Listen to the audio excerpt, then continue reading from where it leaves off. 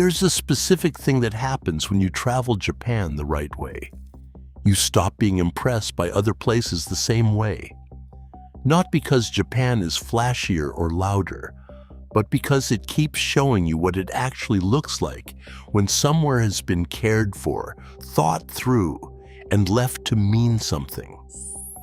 We're counting down 10 places that do that better than almost anywhere on Earth. A few you'll recognize.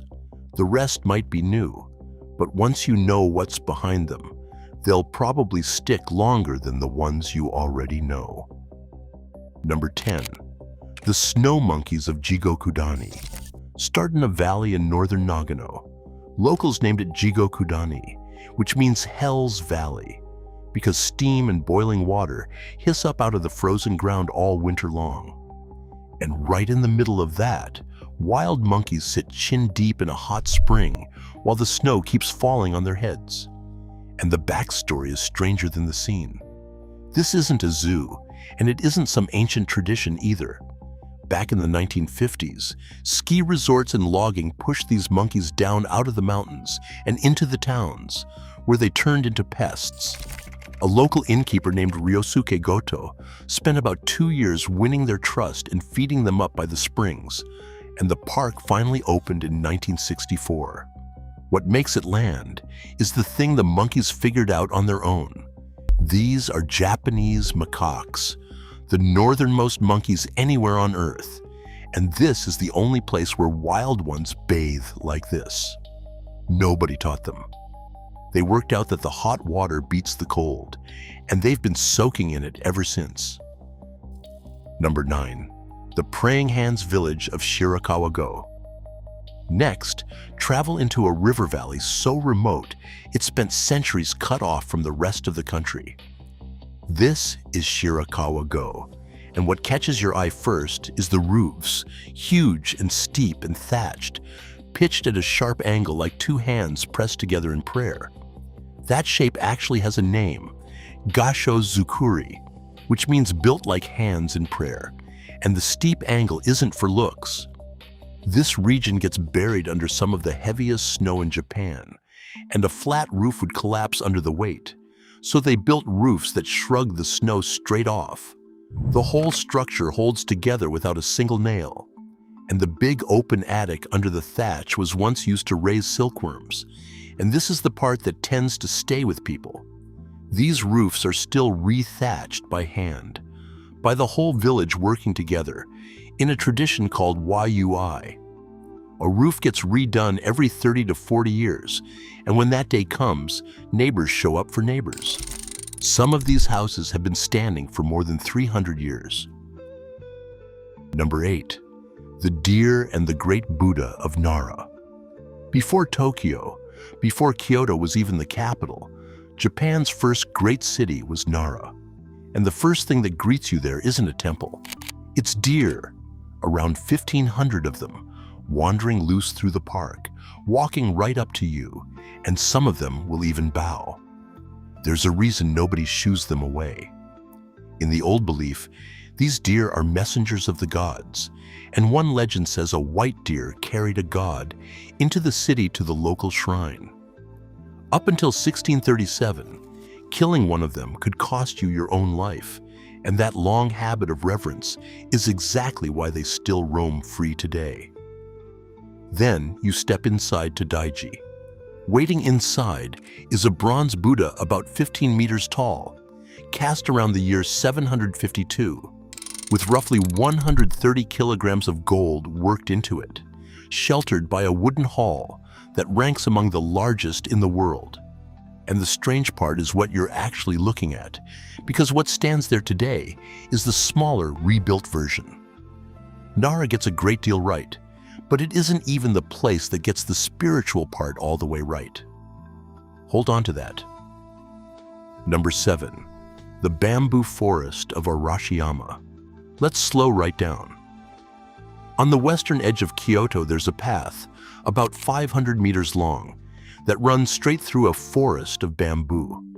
The stalks shoot up over 25 meters, the light turns green, and there's a sound up there, a kind of creak and rustle that you feel as much as you hear.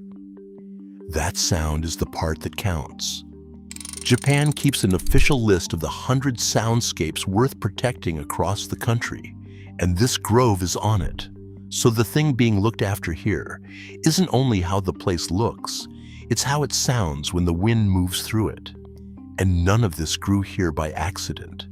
More than 1,000 years ago, in the Heian period, nobles built quiet retreats out here. And the Zen temple right next door, Tenryuji, laid out its garden in the 1300s to pull the distant hills and the bamboo into the view on purpose. You think you're looking at wild nature. You're actually standing inside a composition that someone designed to feel exactly this calm. Number 6. The White Heron Castle of Himeji. We're halfway home, and this next one breaks the pattern. Everything so far has leaned on nature or quiet, and Himeji is a war machine that just happens to be beautiful. From a distance, it looks like a white bird about to lift off the hill, which is why people call it the White Heron Castle. That white isn't paint, it's plaster, laid thick over both sides of the walls and even pushed into the gaps between the roof tiles, partly to keep the wood from catching fire. Underneath all that grace, the whole layout is a trap, with twisting paths and dead ends designed to slow an attacker down and leave him exposed. And it clearly worked, because it's still here. Himeji is one of only 12 original castles left in Japan, and it was never burned down, never bombed flat, never shaken apart by an earthquake. The version you walk through was finished around 1609, and it has outlasted every war that came since. Number 5. The Ancient Forest of Yakushima. A castle that survived 400 years sounds old until you reach this next one.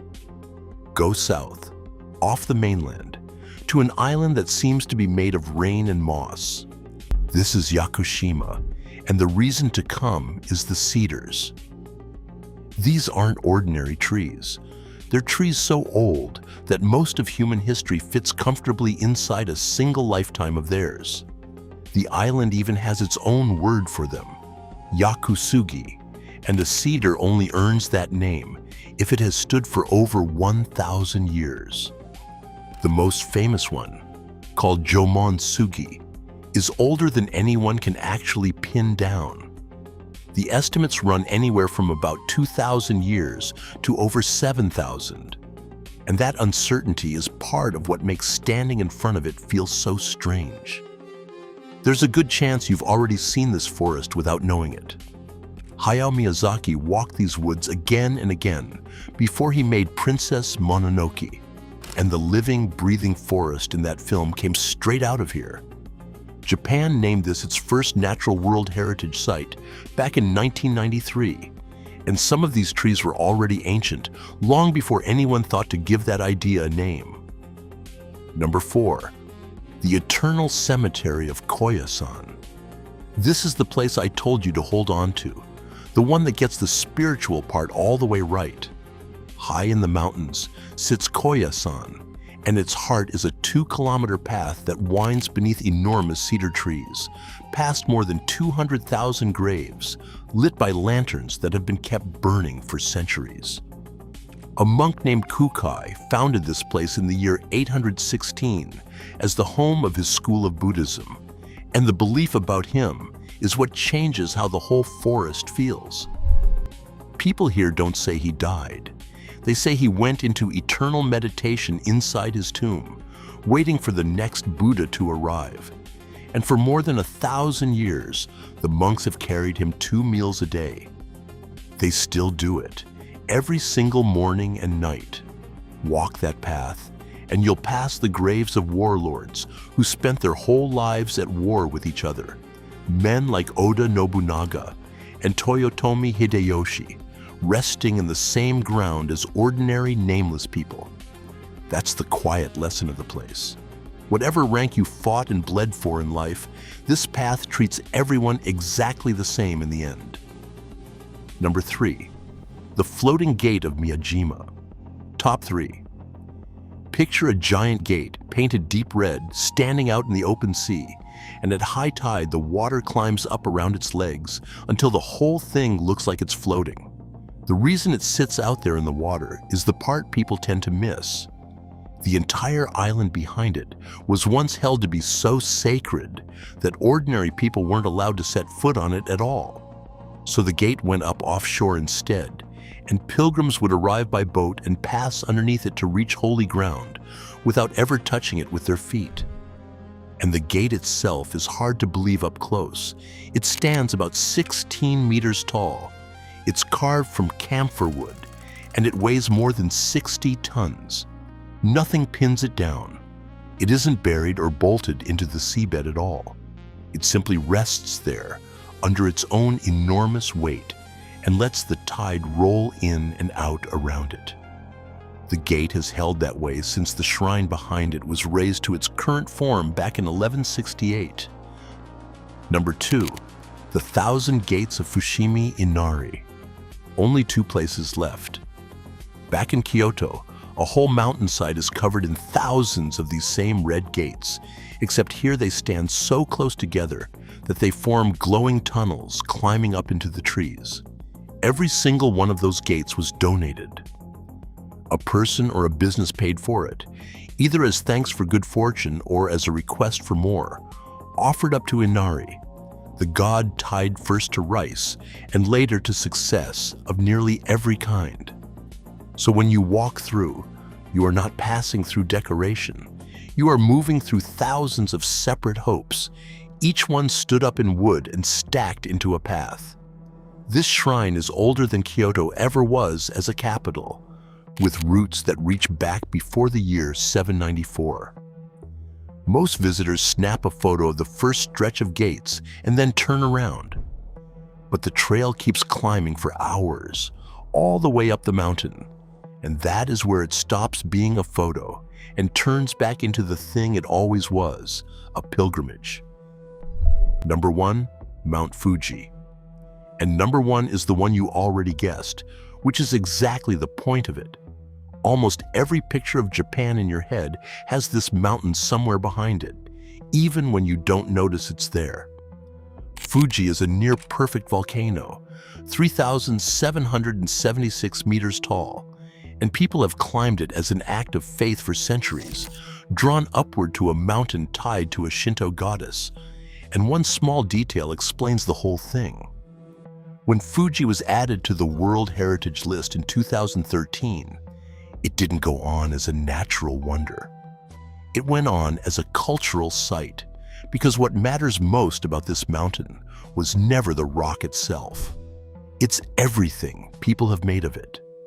Back in the 1830s, an artist named Hokusai printed his views of this single mountain, and that one shape traveled out across the world and fixed the image of Japan in everyone's mind. There's an old saying that a wise person climbs Fuji once and a fool climbs it twice. It was never meant to be a thing you conquer. It's a thing you go to meet. So none of these places earned their spot for the view alone. Each one was built or protected or simply left standing for a reason, and once you can read that reason, the flat postcard version of a place stops being enough. That's the part that quietly ruins everywhere else.